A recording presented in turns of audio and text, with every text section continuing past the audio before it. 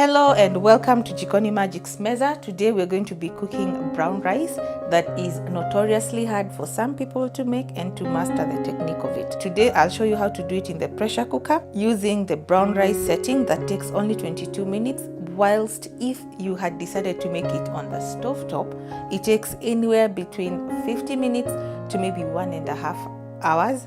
And sometimes how to measure out your water can really be difficult. I've got 1.5 cups of rice that I've measured out. It doesn't matter whatever volume of cup you're going to use, just follow my instructions. If you want, you could toast it. I'm not going to toast it, but it gives it a nutty flavor. And to that we will also add a few other things. 5 cardamom pods. Just ensure that you open this part up, okay, so that when they are inside there, they will get to release their flavors and aromas in there. 3 garlic cloves, so we'll throw them in whole as they are. They're going to perfume our rice magnificently. What I've done is I've just smashed the cloves of garlic, and yeah, after cooking we're going to fish them out of there.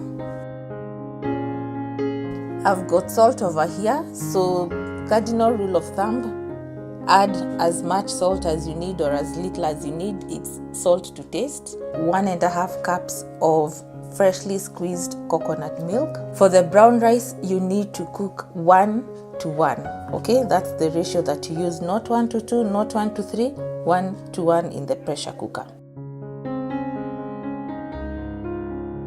So that will give us the perfect brown rice that you've ever come across.